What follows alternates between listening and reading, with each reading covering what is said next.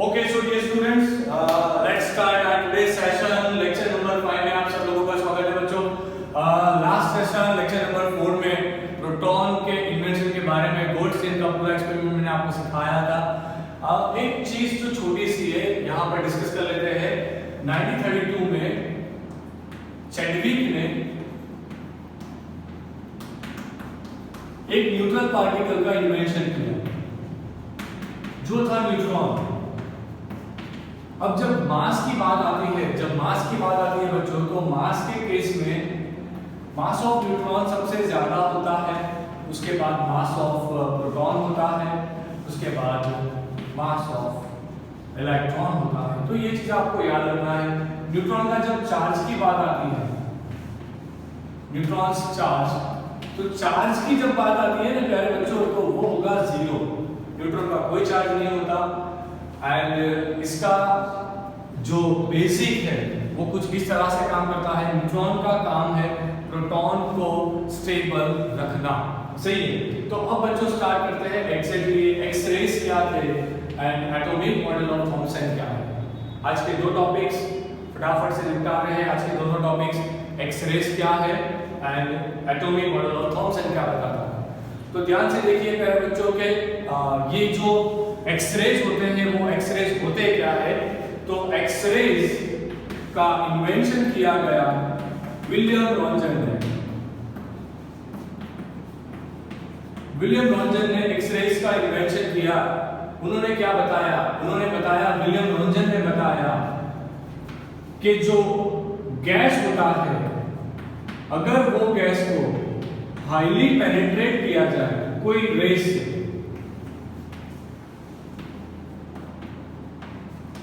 उन्होंने क्रूप थी जो उसका यूज किया.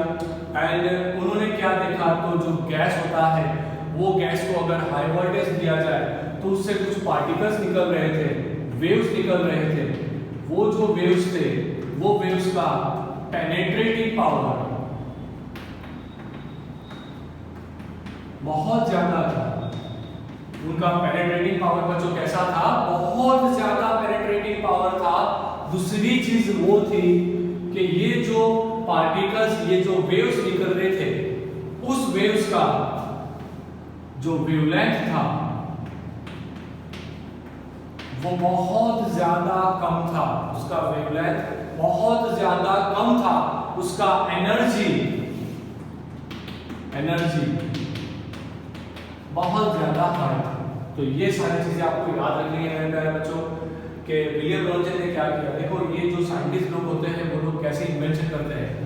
उन्होंने थॉमसन वाला पूरा एक्सपेरिमेंट सेटअप फिर से लगाया, पर उन्होंने क्रूप ट्यूब उसका यूज किया था. क्रूप ट्यूब एग्जैक्टली एक टाइप का ग्लास का ट्यूब होता है. उसमें उन्होंने एक्सपेरिमेंट लगाया तो उन्होंने देखा कि कुछ फ्लोरोसेंस जैसा मिल रहा था. तो ये जो फ्लोरोसेंस मिल रहा था, फ्लोरोसेंस मतलब कि जब रेज वहां से पास हुए तो ग्रीन स्क्रीन पर पिंक डॉट्स दिखाई दे रहे थे, जो बता रहे थे कि भाई कुछ वेव्स आ रहे हैं जिसका एनर्जी बहुत हाई है, जिसका पेनिट्रेटिंग पावर भी बहुत हाई है. सही. तो इस रेस को बोला गया एक्स-रे. विलियम रॉन्जन ने उनके जो वाइफ थी उसके जन्मदिन पे उनको एक तोहफा दिया. तोहफा ये था कि उनके हाथ का सबसे पहला मेडिकल एक्सरे बनाया, जो मेडिकल साइंस में सबसे पहला एक्सरे था. एंड इस खोज की वजह से विलियम रॉन्जन को नोबेल पुरस्कार दिया गया. तो ये चीज बच्चों आप लोगों को याद रखनी है. तो यहाँ पर जो एक्सरेज थे, एक्सरेज कहाँ से आए, एक्सरेज क्या होते हैं. तो एक्सरेज का वेवलेंथ बहुत कम होता है, उनका पेनिट्रेटिंग पावर बहुत ज्यादा होता है. अगर आप ज्यादा देर तक एक्सरेज के कांटेक्ट में रहते हो तो वो आपके लिए खतरा भी साबित हो सकता है. तो ये था एक्सरे. अब बात आती है बच्चों next atomic model of Thomson. तो उसके बारे में डिस्कस करना है.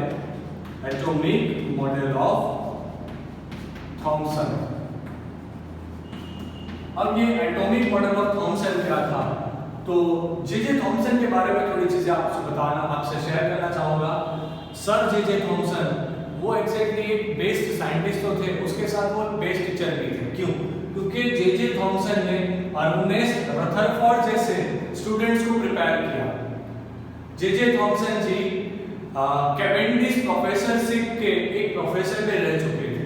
उनके बाद आए अर्नेस्ट रदरफोर्ड जो भी कैवेंडिश प्रोफेसरशिप पे एक बार रह चुके थे। अब देखो कि थॉमसन ने क्या बताया। उनका जो सोचने का तरीका था वो बहुत अच्छा था, पर कहीं पर उनकी कोई गलती रह गई, उसकी वजह से मॉडल फ्लॉप हुआ। क्या बताया थॉमसन ने? तो देखो थॉमसन जी ने बताया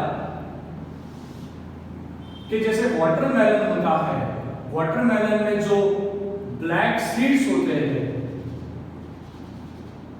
उस तरह से ये जो ब्लैक सीड्स है वो इलेक्ट्रॉन है।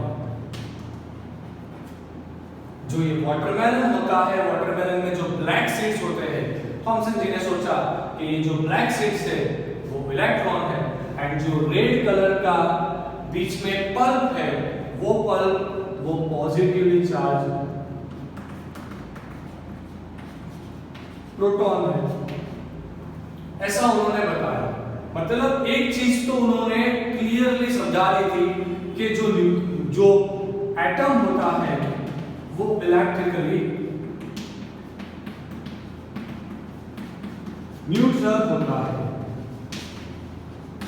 ये चीज बच्चों उन्होंने समझा दी कि जो एटम होता है ना वो तो इलेक्ट्रिकली न्यूट्रल होता है। तो यहाँ पर एक चीज क्लियर हो गई, पर यहाँ पर वो फ्लॉप क्यों हुए? Why he fails? ये सबसे बड़ा क्वेश्चन है। क्यों फेल हुआ ये मॉडल?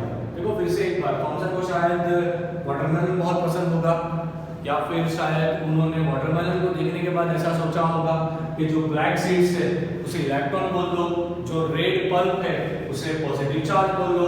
अब जो एटम है, यहाँ से एक चीज क्लियर है कि इलेक्ट्रॉन है, मतलब इलेक्ट्रॉन है एंड पॉजिटिवली चार्ज है, तो ये दोनों की वजह से वो तो न्यूट्रल हो गया। अब ये मॉडल फ्लॉप क्यों हुआ? ये मॉडल फ्लॉप इस वजह से हुआ कि ये जो पॉजिटिव चार्ज था, ये मतलब जो नेगेटिव चार्ज है उसको न्यूट्रल कर देता, टोटली जीरो हो जाता। मतलब एटम का कोई भी आप प्रेजेंस नहीं समझा सकते। पर उन्होंने ट्राई किया एंड इस मॉडल को प्लम पुडिंग मॉडल भी बोला जाता है।